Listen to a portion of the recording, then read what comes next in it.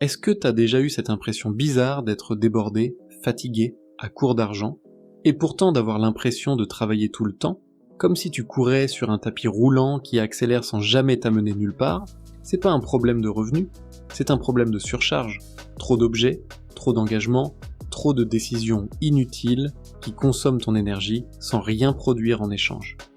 Le minimalisme, c'est pas vivre dans un appartement vide avec 3 meubles et une plante. C'est supprimer ce qui te coûte en temps, en argent, en énergie mentale, pour libérer de la place pour ce qui compte vraiment. Dans cette vidéo, je te donne 12 règles concrètes pour y arriver. Applicables cette semaine, certaines prennent 5 minutes, d'autres demandent un peu plus de courage. Mais toutes ont un impact direct sur ta liberté. Règle numéro 1, commence par faire le ménage avant de faire plus. C'est le point de départ de tout. Avant de chercher à gagner plus, à investir, à optimiser, tu dois d'abord nettoyer le terrain, fais un inventaire honnête de ta vie, pas juste de tes affaires, de tout, tes dépenses mensuelles, tes engagements, tes abonnements. Qu'est-ce qui te soutient vraiment et qu'est-ce qui est là uniquement parce que tu n'as jamais pris le temps de le remettre en question? Il est impossible de construire quelque chose de solide sur un terrain encombré. Les gens qui transforment vraiment leur situation commencent par couper ce qui n'a pas de sens. Les dépenses évidentes, les engagements vides, les distractions chronophages, ils réduisent jusqu'à ne garder que l'essentiel. Et c'est à partir de là que tout devient possible. Règle 2, reprends possession de tes matinées.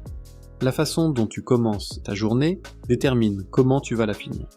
La majorité des gens commencent en réaction. Notifications, urgence des autres, messages en attente. Ils passent toute la journée à éteindre des incendies et réalisent le soir qu'ils n'ont avancé sur rien d'important. Contrôler ta matinée, c'est décider toi-même comment tu utilises les premières heures. Pas de téléphone dans les 30 premières minutes. Un rituel simple. Bouger, réfléchir, planifier. Quelques minutes suffisent pour poser les bases de ta journée. Les gens qui ont ce rituel, même minimal, même imparfait, rapportent systématiquement se sentir plus en contrôle et plus efficaces. Pas parce qu'ils accomplissent des miracles avant 8 heures, parce qu'ils ont choisi comment commencer, au lieu de subir. Règle 3. Installe une routine et protège-la. La routine, c'est pas l'ennemi de la liberté, c'est ce qui t'en libère. Quand chaque action importante de ta journée dépend de ta volonté du moment, tu t'épuises rapidement, tu procrastines, tu repousses, mais quand ces actions sont inscrites dans une routine, elles se déroulent presque automatiquement. La routine minimaliste n'est pas une liste de 20 tâches. Elle est épurée, centrée sur 3 ou 4 actions essentielles et protégée contre les interruptions. Clarté et constance. Ces deux éléments ensemble construisent des résultats solides sur la durée. C'est pas glamour, mais ça marche. Règle 4. Simplifie ton espace de vie. Ton environnement façonne ton comportement bien plus que tu ne l'imagines. Un espace encombré, visuellement surchargé, c'est pas juste désagréable. C'est un déclencheur permanent de stress et de distraction. Simplifier son espace, ça ne veut pas dire vivre comme un moine, ça veut dire éliminer ce qui ne sert pas et créer un environnement qui favorise la concentration. Quand chaque objet a une place et que chaque recoin est libre d'excès, tu perds moins de temps à chercher des choses, tu prends des décisions plus rapidement et tu te sens plus en contrôle. L'espace autour de toi reflète l'espace dans ta tête. Règle 5. Apprends à dire non aux engagements inutiles. Chaque fois que tu acceptes un engagement sans réelle valeur, tu échanges des heures précieuses contre rien. Et le temps ne revient jamais. Les engagements inutiles, c'est ces réunions, événements ou sorties que tu acceptes uniquement pour éviter l'inconfort ou sauver les apparences. Sur le moment, c'est plus facile de dire oui. Mais à force, tu finis sans énergie pour ce qui compte vraiment. Les gens qui gèrent bien leur temps et leur argent ne sont pas plus occupés que les autres. Ils sont plus sélectifs. Ils préfèrent quelques interactions de qualité à un agenda rempli de conversations superficielles. Et cette sélectivité libère des heures entières chaque semaine. Règle 6. Planifie tes achats et utilise une liste d'attente. La plupart des mauvais achats naissent de l'impulsion. Tu vois quelque chose, tu ressens une envie, et avant d'avoir réfléchi, la carte est passée. Comme expliqué dans une autre vidéo de la chaîne, la règle est simple. Chaque fois qu'une envie d'acheter quelque chose surgit, note-la, et n'agis qu'après 30 jours minimum.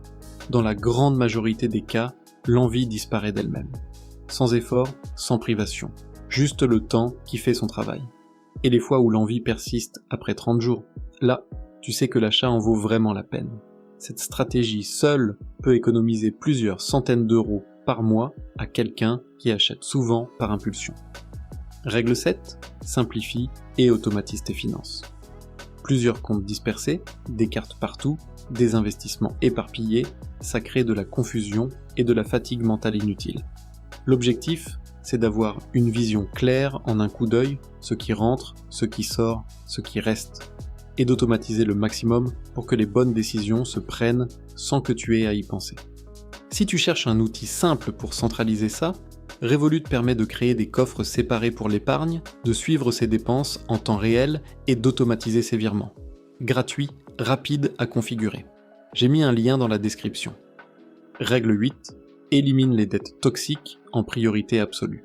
Les dettes à taux d'intérêt élevé sont des chaînes invisibles. Chaque mois, elles absorbent une partie de tes revenus sans rien produire en retour. Vivre au bord du crédit permanent, c'est vivre sans marge de manœuvre, sans capacité à dire non. Établis une liste de toutes tes dettes, classe-les par taux d'intérêt, et attaque-les méthodiquement, une par une, de la plus coûteuse à la moins coûteuse. Chaque dette éliminée, c'est de l'argent récupéré. C'est de la liberté retrouvée. Règle 9. Investis dans la qualité, pas dans la quantité. Acheter moins cher pour dépenser moins est une illusion qui coûte très cher sur le long terme. Un vêtement de qualité qui dure 10 ans coûte moins cher qu'un vêtement discount remplacé tous les 6 mois. Une expérience qui te transforme vraiment plutôt que 10 sorties oubliées le lendemain. Cette règle s'applique partout, aux objets, aux relations, aux habitudes. Moins mais mieux, toujours. Et sur 10 ans, la différence en termes d'argent économisé et de qualité de vie est considérable. Règle 10. Libère-toi du poids sentimental des objets. Garder des objets uniquement parce qu'ils ont une histoire peut devenir une prison silencieuse. Le vieux vélo que tu n'utilises plus mais que tu gardes pour un jour. Les affaires ce qui prennent de la place et pèsent émotionnellement sans jamais être utilisées. Voilà ce qu'il faut comprendre. Les souvenirs vivent dans ta tête, pas dans les objets. Te débarrasser d'un objet ne signifie pas effacer ce qu'il représente. Ça signifie faire confiance à ta mémoire plutôt qu'à tes placards. Et cette légèreté est libératrice d'une façon qu'on ne réalise vraiment qu'après l'avoir vécu. Règle 11. Entretiens quelques relations à forte valeur. Les relations superficielles consomment de l'énergie et créent des obligations inutiles. Les gens minimalistes choisissent avec soin avec qui ils passent leur temps. Pas les gens les plus influents. Les gens stables, sincères, qui les poussent vers l'avant. Quelques vraies amitiés valent infiniment mieux qu'un carnet d'adresses rempli de gens qu'on appelle à peine. Et cette qualité relationnelle a un impact direct sur les décisions financières. Parce que l'environnement humain façonne les comportements et les ambitions bien plus qu'on ne le croit. Règle 12. Révise ta vie tous les 6 mois. Le minimalisme n'est pas un état qu'on atteint une fois pour toutes, c'est une pratique continue. Parce que la vie change, et ce qui avait du sens il y a un an peut être devenu un poids aujourd'hui. Tous les 6 mois, prends 1 heure pour faire le point. Tes engagements ont-ils encore du sens ? Tes dépenses sont-elles alignées avec ce qui compte vraiment ? Tes habitudes te servent-elles encore ? Cette révision périodique te permet d'éviter que l'encombrement revienne insidieusement et de t'assurer que ta vie reste alignée sur ce que tu as vraiment choisi. Ces 12 règles ne sont pas révolutionnaires prises une par une, mais ensemble, appliquées progressivement, elles créent quelque chose de rare. Une vie où tu as de la place. De la place pour penser, pour choisir, pour construire quelque chose de vraiment solide. Vivre avec moins, c'est pas se priver, c'est arrêter de porter ce qui ne t'appartient pas vraiment. Le lien Revolut est dans la description si tu veux simplifier tes finances concrètement dès aujourd'hui. Dis-moi en commentaire quelles règles tu vas appliquer en premier. Un pouce bleu et un abonnement, c'est rapide, et ça aide vraiment la chaîne à grandir. À bientôt.